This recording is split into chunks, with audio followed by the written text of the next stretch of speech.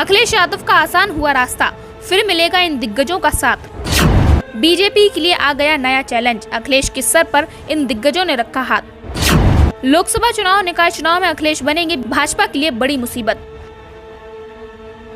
Samajwadi party प्रमुख अखिलेश यादव ने UP निकाय चुनाव में गठबंधन के साथियों के साथ ही लड़ने का ऐलान किया है।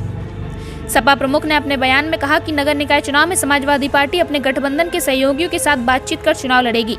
उनके इस बयान के बाद आरएलडी प्रमुख जयंत चौधरी और भीम आर्मी चीफ चंद्रशेखर आजाद ने भी मोहर लगा दी है। अखिलेश यादव के गठबंधन के साथ निकाय चुनाव में जाने के फैसले पर उन्हें अपने दो दिग्गजों साथियों का साथ मिला है, यानी यूपी निकाय चुनाव में उपचुनाव वाला सपा गठबंधन जारी रहेगा। इससे बीजेपी को पश्चिमी यूपी में चुनौती मिलेगी। दरअसल बीते साल खतौली उपचुनाव के वक्त अखिलेश यादव और जयंत चौधरी की जोड़ी को चंद्रशेखर आजाद का साथ मिला था।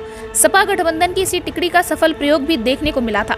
तब उपचुनाव में पश्चिमी यूपी में बीजेपी को सपा गठबंधन की चुनौती के आगे पस्त होना पड़ा था। खतौली उपचुनाव में बीजेपी अपनी सीट हार गई थी, जबकि इससे पहले यूपी विधानसभा चुनाव में खतौली सीट पर बीजेपी ने विक्रम सिंह सैनी को जीत दर्ज कराई थी।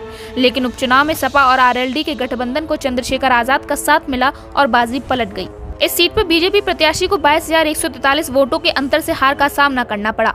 लेकिन अब एक बार फिर से राज्य के इस हिस्से में बीजेपी गठबंधन को अखिलेश यादव की चुनौती का सामना करना पड़ेगा, यानी पश्चिमी यूपी में बीजेपी के लिए निकाय चुनाव में राह आसान नहीं होगी। इसके संकेत रालोद नेताओं के ओर से मिलने लगे हैं। आरएलडी नेता राज्यपाल सैनी ने अपने बयान में कहा है कि हमारा सपा के अलावा आजाद समाज पार्टी के साथ भी गठबंधन है। इसके पक्ष में हमारे राष्ट्रीय अध्यक्ष भी हैं। अब देखने वाली बात यह होगी क्या इस तिकड़ी को भाजपा हरा पाएगी या फिर इस बार भी सपा पश्चिमी यूपी में अपनी जीत का परचम लहराएगी। Bureau report, news crowd.